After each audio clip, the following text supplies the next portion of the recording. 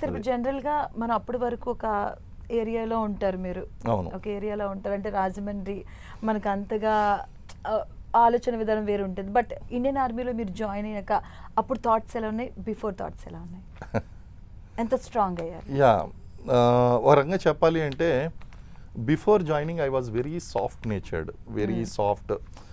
ఎవరినన్నా గట్టిగా తిట్టడం రాదు, పోనీ ఎవరినన్నా సరే ఏదన్నా అనాలన్నా మొహమాటం, సిగ్గు, అలాగే నాలో ఉన్నటువంటి క్వాలిటీస్ పూర్తిగా ఎగ్జిబిట్ చేయలేకపోయేవాడిని.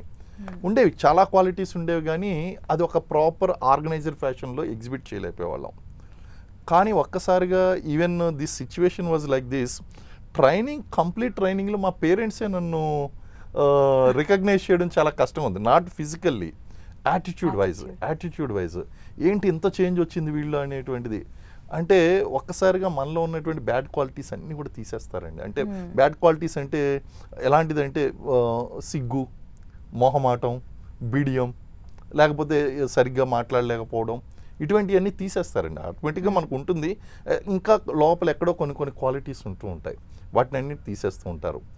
ఆ తర్వాత ఒక మనిషి ఏం చేయగలడు అనేటువంటిది ట్రైనింగ్లో రియలైజ్ అవుతామండి. నేను ఏ రోజు అనుకోలేదు అవసరమైతే నేను వేరే వ్యక్తిని చంపగలను, అవసరమైతే అటాక్ చేయగలను, నేను ఎంత దూరం అన్నా సరే వెళ్ళగలను అనేటువంటిది నాకు ఏ రోజు కూడా అనిపించండి.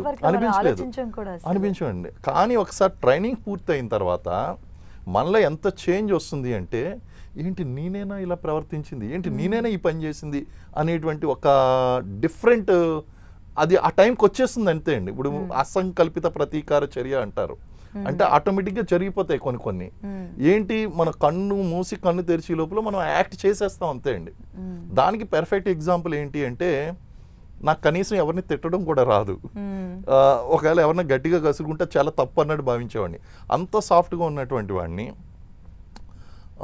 1998 నవంబర్ 1 అండి, బాటీదార్ ఫారెస్ట్లో మనకి పూంచ్ రజోరీ సెక్టార్లో అండి, మాకు కొంచెం ఇన్ఫర్మేషన్ వస్తే వెళ్ళాం.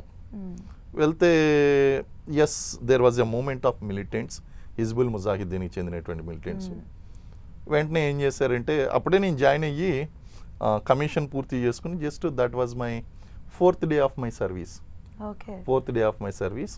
ఏమన్నారంటే ఎర్లీ స్టేజ్, జస్ట్ అలా జాయిన్ అయ్యాను. 4 days అయింది. అక్కడ ఏరియా గురించి ఏమీ తెలియదు, అసలు ఏమి తెలియదు. అప్పటికే చాలాసార్లు ఇలాంటి ఇన్ఫర్మేషన్స్ వచ్చినాయి. వాళ్ళు ఏమనుకున్నారంటే, ఎప్పుడు దొరకాలి మిలిటెంట్స్, మనం వెళ్ళే లోపల ఈ టెరైన్ బట్టి పారిపోతూ ఉంటారు, కొత్తగా వచ్చాడు కదా కాస్త ఎక్స్పీరియన్స్ ఫేస్ చేస్తాడు. వాళ్ళు అనుకోలేదు నేను మిలిటెంట్లతో ఎన్కౌంటర్ అవుతానని. అనుకోకుండా వాళ్ళు ఏమన్నారు, సరే ఇతను పంపిద్దాం. సాధారణంగా కొత్తగా వచ్చిన వాళ్ళకి ఏరియా తెలియనటువంటి వాళ్ళని పంపించరు. కానీ గతంలో చాలా సంవత్సరాలు బట్టి వాళ్ళకి ఎటువంటి కిల్స్ లేవు. లేకపోయేసరికి సరే ఎన్కౌంటర్ అవ్వదు, జస్ట్ వెళ్ళి ఎక్స్పీరియన్స్ చేసి వస్తాడని చెప్పి ఆ టాస్క్ నాకు అప్పచెప్పారండి. కమాండో ప్లేటూన్కి నన్ను కమాండర్ కింద చేసి, ఈ కమాండో ప్లేటూన్ నువ్వు తీసుకుని వెళ్ళు, వాళ్ళని ట్రేస్ చెయ్యి, ఇంటర్సెప్ట్ అయితే చెప్పు, మేము రీఎన్ఫోర్స్మెంట్ పంపిస్తామని చెప్పేసి పంపించారండి. ఆపరేషన్ శివశక్తి లాంచ్ చేసాం. లాంచ్ చేసి 3 days ఈ హిల్ టెరైన్ ఎలా ఉంటుంది అంటే అండి, అన్జులేటెడ్ టెరైన్. మేము ఎప్పుడు వాళ్ళని ట్రేస్ చేసుకుంటూ వెళ్తున్నాం. 3 to 5 hours గ్యాప్లో వాళ్ళు మిస్ అవుతున్నారు నాకు. అయితే ఒకటి నాకు ఒక ఆర్డర్ చెప్పారు, వాళ్ళని ట్రేస్ చెయ్యి, ఇంటర్సెప్ట్ చెయ్యి, వాళ్ళని ఎన్కౌంటర్ అయితే చూడు అని చెప్పి పంపించారు. That is the task given by my seniors. నాకు వెని తిరగడం అంటూ రాలేదు. మేము తెచ్చుకున్నట్టు ర్యాషన్స్ అయిపోయినాయి, 3 రోజులు అయిపోయినాయి. ఈ 3 రోజుల సిచ్యువేషన్ కూడా వాళ్ళని చేస్ చేసుకుంటూ ముందుకు వెళ్తున్నాను. డీప్ ఫారెస్ట్లోకి వెళ్ళిపోయాను. వెనకాల తెచ్చుకున్న ర్యాషన్స్ అయిపోయినాయి. కమాండర్కి రిపోర్ట్ చేశాను, ఇది sir situation, but still I'm confident. నేను ప్రతి మూవ్ వాళ్ళని అబ్జర్వ్ చేయగలుగుతున్నాను, బట్ 2-3 hours నేను మిస్ అవుతున్నాను.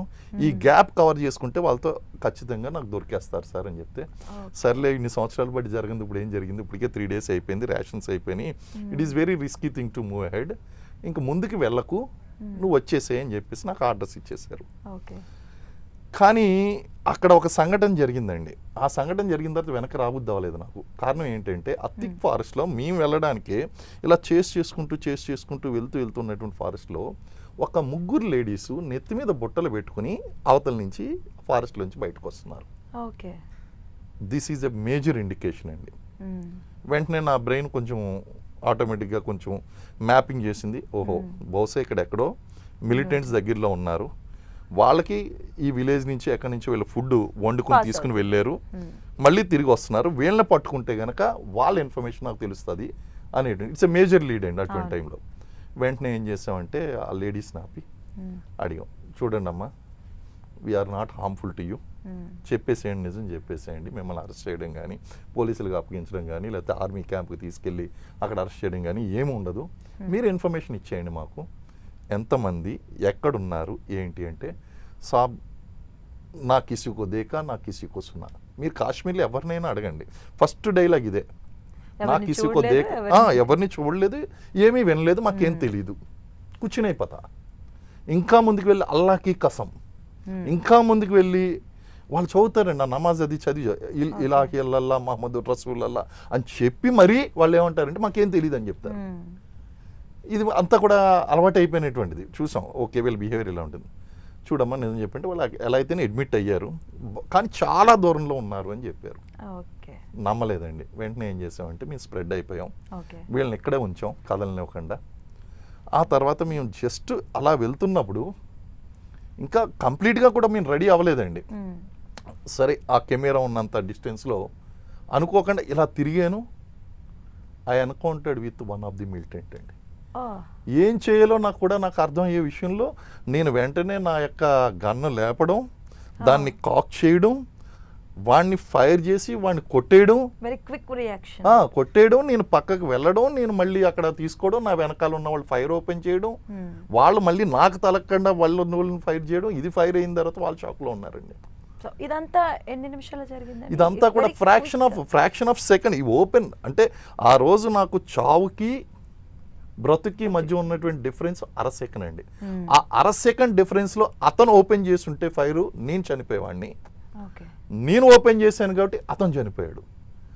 అప్పుడు అనిపించిందండి ట్రైనింగ్ అంటే ఏంటి, అసలు నేనేనా ఈ పని చేసింది, అసలు ఎప్పుడు నేను గన్ ఓపెన్ చేశానో తెలియదు, ఎప్పుడు ఫైర్ ఓపెన్ చేశానో తెలియదు, ఆటోమేటిక్గా జరిగిపోయినాయండి ఇవన్నీ కూడా. That is the power of training అండి. ఒకళ్ళ ట్రైనింగ్ ఉంటుంది అంటే మనం అంత